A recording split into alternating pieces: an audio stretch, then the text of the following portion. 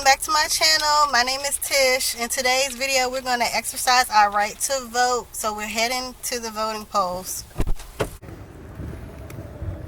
So basically I just got done voting. As you can see, the line look a little hectic, but it's all good though. It was nice and easy. Didn't take too long. Yeah. Easiest voting I ever did. I just went and dropped my ballot off at a local high school. There's a couple people that had pulled up, but we just slipped it in, just slipped out or whatever. But yeah, I rocked my vote. Did y'all rock yours? Nah, for real. Voting is very important. I can remember back when Al Gore was running against Bush. I was a volunteer during that time trying to get low-income minorities to vote and giving them the information in order to make sure that they knew how to exercise their right. And so yeah, I'm a big advocate on voting. Do what y'all gotta do. You know, if you can mail in your ballot, do that. If you can afford to wait in line and stand and wait so that you can go vote in person, do that and just be safe. Make sure that you got hand sanitizer, masks, and all that. But whatever you do, just make sure you do it.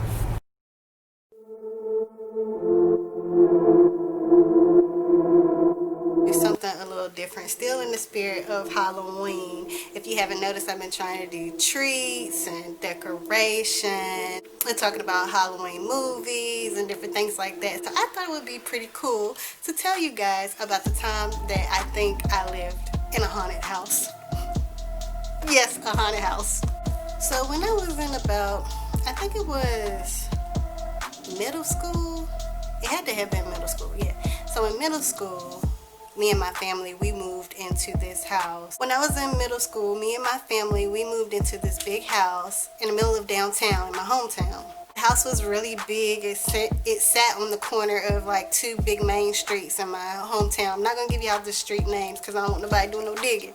But yeah, so it was a big stone house that sat on the corner, and it looked really eerie when you pulled up to it. Like, I remember when we first pulled up to the house, I was like, oh my gosh, is this where it's staying? And like, I cried to my mom and I said, Mommy, no, like this can't be it. Because prior to that, we lived out in the country, and now we're moving into like the downtown part of like the city, and moving into this creepy looking house. Like, are you serious? Like, nah, can we rethink this? But yeah, the house was actually built in the early 1900s.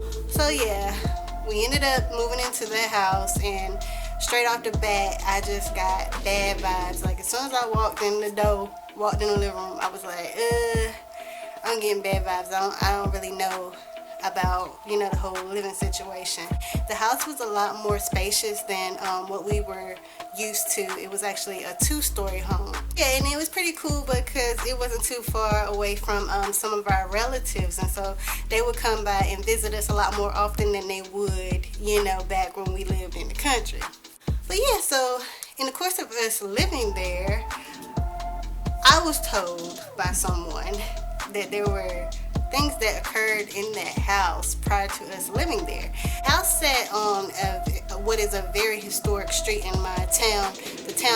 The street that it was located on is where a lot of wealthy black families lived, and where they built their homes. It was like the black people lived on that side of the town, and they happened to be wealthy. So it was clergymen, stonemasons, doctors, educators, like all the wealthy black people lived on that street. But by the time we moved there, you know, times had changed and it had became a crime-ridden neighborhood. But back in the day, it was where a lot of the affluent black families lived.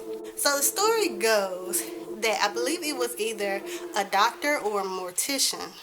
Yes, it was either a doctor or a mortician used to live in the house that we ended up staying in. I believe he built the house, and the legend goes that down in the basement he used to perform surgeries on people, and he had a fetish for killing babies and women in the middle of childbirth. and performing illegal abortions. And I was like, hold up, what? When I first heard that story, I just couldn't believe it. And so I was scared. I was like, I ain't going down in the basement. You know, you can hang that up. Matter of fact, when we moving, because no. There's too many heebie-jeebies, too many bad juju, bad, spirits, bad feelings in the air, bad vibes.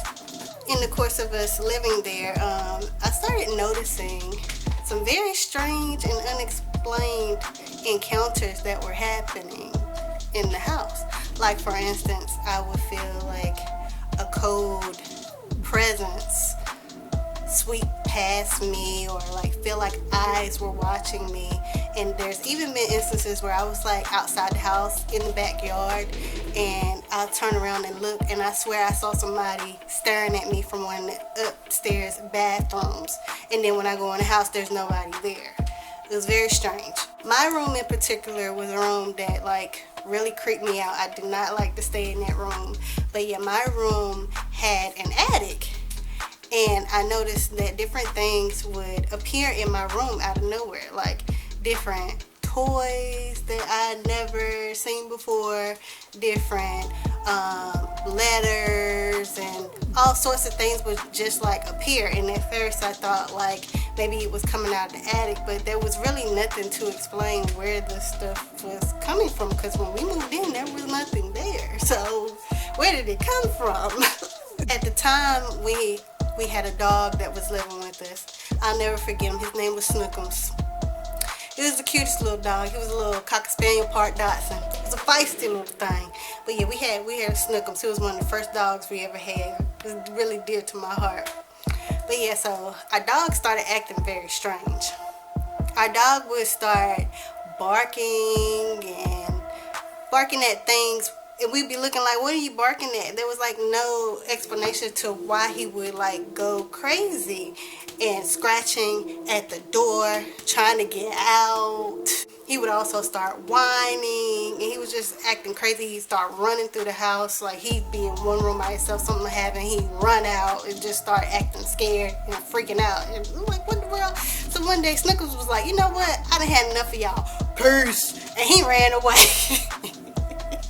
And I was like, oh no, Snookums, you left me by myself. Because, I used to feel a little bit protected because I had my dog there with me, because Snookums would be growling like, when he hear stuff would be happening. I'd be like, yeah, go show me back up. I got my dog with me. But one day he was like, you know what, sis? You on your own. Peace. But yeah, lights would just be on for no explained reasons. It was the creepiest thing. And I would have sleepovers from time to time, and my friends would stay over, and they would also tell me that they noticed strange things as well. So I know that it was not just me. So yeah, it made for some very interesting sleepovers, but I can tell you now, not too many people wanted to stay with me afterwards. They'd be like, you know what, we can sleep over at my house because your house is just a little bit too creepy.